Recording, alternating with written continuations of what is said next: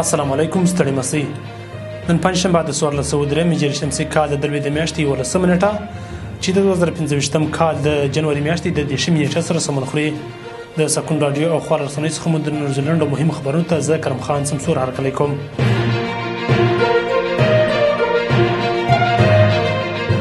فراه کې نږدې 1 میلیون جریب دولتي ځمکه د غصب څخه راګرځول شوې ده.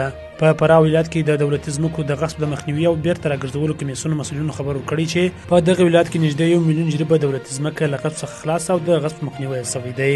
د مسؤلینو په خبره د غصب کمیسیون له رامنځته کېدو څخه تر دې مهاله د فراه په مرکز او ټولو ولسوالیو کې 290,381 جریب ځمکه بیرته راګرځول شوې او د 689,604 جریب ځمکې د غصب مخنیوي شوی دی. نوموړي زیاته کړې ده چې د اسلامي امارت د بیا واکمنېدو راهیسې په ټول هیواد کې سلګونه زره جریب ځمکه له غصب څخه خلاص شوې ده.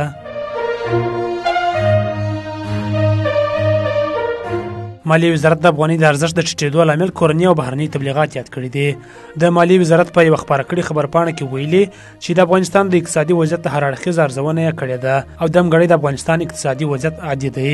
د هیواد د اقتصادي وضعیت د ارزونې په دې ناست کې د ملي سوداګرو بهرنیو بشري مرستو د افغانۍ پر ارزښت او پر اقتصاد د بهرنیو سیاسي بدلونونو او رسنیو د تبلیغات په اړه بحثونه کړي دي.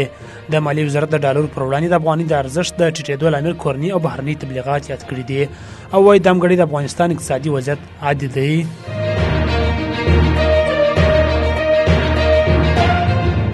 کونړ کې لسګونه ناروغانو ته د سترګو د پردو وړیا عملیات ترسره کیږي. د کونړ ولایت د عامې روغتیا ریاست مسؤلین وایي چې په دغه ولایت کې د 250 ناروغانو لپاره د سترګو د پردې وړیا عملیات ترسره کیږي.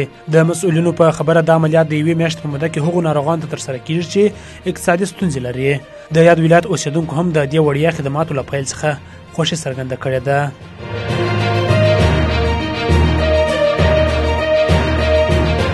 مجاهد وایي د دولتي کارکوونکو د سلواغې میاشتې ټول معاشونه ورکول کیږي. د اسلامي امارت ویان ذبیح الله مجاهد وایي چې ټول دولتي کارکوونکو ته د رواني سلواغې میاشت معاشونه ورکول کیږي.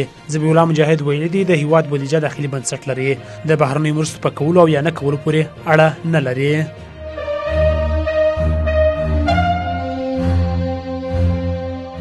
او هند کې مذهبي مراسمو کې د مړو شمېر 10 ته لوړ سو. د هند لوی مذهبي میلې او مراسمو کې د ګڼې ګوڼې له امله د مړو شمېر 10 تنو ته رسېدلی دی. د راپورونو له مخې په دې ګڼه ګوڼه کې نږدې 100 تنه نور ټپیان شوي هم دي. هندي چارواکو له دې وړاندې ویلي وو چې د RAF په نوم د چټک غبرګون ځانګړي ځواک د مذهبي مراسمو په ځای کې د وضعیت د کنټرول په موخه ګمارلی دی.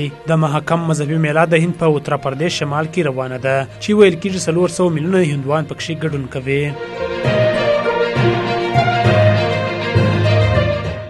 دا به د سکون رادیو د خور رسنیو څخه د نیوزیلند مهم مسایل.